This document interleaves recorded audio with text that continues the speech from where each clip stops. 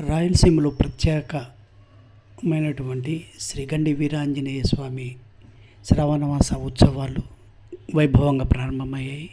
మొదటి శనివారం రోజు స్వామివారిని అద్భుతంగా అలంకరించారు. భక్తుల సౌకర్యార్థం ఆలయ కార్యవర్గం అన్ని ఏర్పాట్లు పూర్తి చేసింది.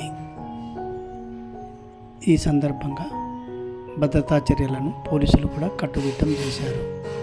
వాతావరణం బాగుంది, వర్షాలు పడలేదు.